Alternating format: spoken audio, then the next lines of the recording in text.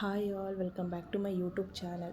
Previous ವೀಡಿಯೋದಲ್ಲಿ ಮಸಾಲೆ ದೋಸೆಗೆ ಬೇಕಾಗಿರುವಂತಹ ಹಿಟ್ಟು ಹೇಗೆ ಪ್ರಿಪೇರ್ ಮಾಡೋದು ಅಂತ ತೋರಿಸಿದ್ದೆ. ಈ ವಿಡಿಯೋದಲ್ಲಿ ನಿಮಗೆ ಮಸಾಲೆ ದೋಸೆಗೆ ಬೇಕಾಗಿರುವಂತಹ ಕೆಂಪು ಚಟ್ನಿ ಹೇಗೆ ಮಾಡೋದು ಅಂತ ತೋರಿಸ್ತಾ ಇದ್ದೀನಿ. ಸೊ ಸ್ಟಾರ್ಟ್ ಮಾಡೋಣ ನೋಡಿ. ಮೊದಲಿಗೆ ಒಂದು ಬಟ್ಲಿಗೆ ನಾನಿಲ್ಲಿ 10ರಿಂದ 12 ಬ್ಯಾಡಗಿ ಮೆಣಸಿನ್ಕಾಯಿ ಹಾಕಿದ್ದೀನಿ. ಅದಕ್ಕೆ 1 ಗ್ಲಾಸ್ ಆಗುವಷ್ಟು ಬಿಸಿ ನೀರು ಹಾಕ್ತಾಯಿದ್ದೀನಿ. ಈ ಬಿಸಿನೀರು ಹಾಕೋದು ಬೇಗ ನೆನಿಲಿ ಅಂತ, ಓಕೆನಾ.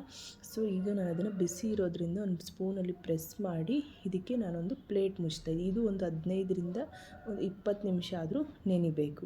ಸೊ ನೋಡಿ, ಈಗ ನೆಂದಿರುತ್ತೆ. ಇದು ಹೇಗೆ ನೆಂದಿದೆ ಅಂತ ಹೆಂಗೆ ಗೊತ್ತಾಗುತ್ತೆ ಅಂತಂದರೆ, ಸ್ವಲ್ಪ ಮೆಣಸಿನ್ಕಾಯಿ ಗಟ್ಟಿ ಇರುತ್ತಲ್ಲ, ಸೊ ಬಿಸಿನೀರಲ್ಲಿ ನೆಂದು ಸಾಫ್ಟ್ ಆಗಿರುತ್ತೆ, ಹಾಗೆ ಸ್ವಲ್ಪ ದಪ್ಪ ಕೂಡ ಆಗಿರುತ್ತೆ. ಈಗ ಇದು ಚೆನ್ನಾಗಿ ನೆಂದಿದೆ.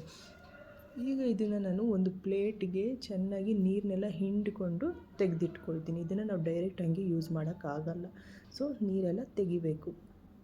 ಈಗ ಒಂದು ಪ್ಯಾನ್ಗೆ ನಾನಿಲ್ಲಿ 1 ಸ್ಪೂನ್ ಆಗುವಷ್ಟು ಎಣ್ಣೆ ಹಾಕಿದ್ದೀನಿ. ಹಾಗೆ ಅದಕ್ಕೆ 1 ಸ್ಪೂನ್ ಆಗುವಷ್ಟು ಜೀರಿಗೆ ಹಾಕ್ತಾಯಿದ್ದೀನಿ. ಹಾಗೆ ಒಂದು 5 ಬೆಳ್ಳುಳ್ಳಿ ಕೂಡ ಹಾಕ್ತಾಯಿದ್ದೀನಿ. ಹಾಗೆ ಇದು 2 ಫ್ರೈ ಆದಮೇಲೆ ಇದಕ್ಕೆ ನಾನು ನಾವು ಮೆಣಸಿನ್ಕಾಯಿ ರೆಡಿ ಮಾಡಿ ಇಟ್ಕೊಂಡಿದ್ವಲ್ಲ, ನೆನೆಸಿ ನೀರನ್ನೆಲ್ಲ ತೆಗೆದು, ಸೊ ಅದನ್ನು ಕೂಡ ಆ್ಯಡ್ ಮಾಡ್ತಾಯಿದ್ದೀನಿ. ಇದು ಚೆನ್ನಾಗಿ ಫ್ರೈ ಆಗಬೇಕು. ಸೊ ಒಂದು 2 ನಿಮಿಷ ಆದರೂ ಬೇಕಾಗುತ್ತೆ ಟೈಮು. ಸೊ ಹುಷಾರಾಗಿ ಮಾಡಿ. ಸ್ವಲ್ಪ ಇದು ನೀರಿನ ಅಂಶ ಇರೋದ್ರಿಂದ ಏನಾಗುತ್ತೆ, ಸಿಡಿಯುತ್ತೆ ಎಣ್ಣೆ ಸ್ವಲ್ಪ. ಸೊ ಹುಷಾರಾಗಿ ಮಾಡಿ, ದೂರ ನಿಂತ್ಕೊಂಡು.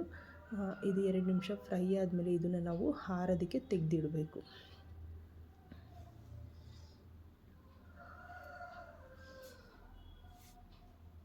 ಸೊ ನೋಡಿ, ಇದು ಚೆನ್ನಾಗಿ ಇವಾಗ ಆರಿದೆ. ಈಗ ನಾನೇನು ಮಾಡ್ತೀನಿ, ಒಂದು ಜಾರ್ಗೆ ಇದನ್ನೆಲ್ಲ ಟ್ರಾನ್ಸ್ಫರ್ ಮಾಡ್ಕೊಳ್ತೀನಿ.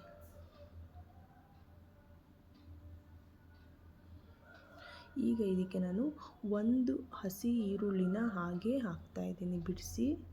ಸೊ ಹಾಗೆ 1 ಸ್ಪೂನ್ ಆಗುವಷ್ಟು ಕಡಲೆಪಪ್ಪು ಹಾಕಿ ಫಸ್ಟು ತರಿಯಾಗಿ ಪೌಡ್ರ್ ಮಾಡ್ಕೊಳ್ತೀನಿ.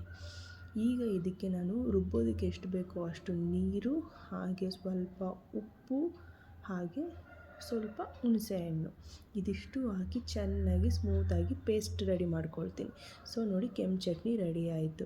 ಸೊ ನಾನು ಇದು ತುಂಬ ಚೆನ್ನಾಗಿರುತ್ತೆ. ಮಸಾಲೆ ದೋಸೆ ಮೇಲೆ ಕೆಂಪು ಚಟ್ನಿ ಆರಾಮಾಗಿ ಹಾಕ್ಕೊಳ್ಬೋದು. ಸೊ ಟ್ರೈ ಮಾಡಿ. Thank you.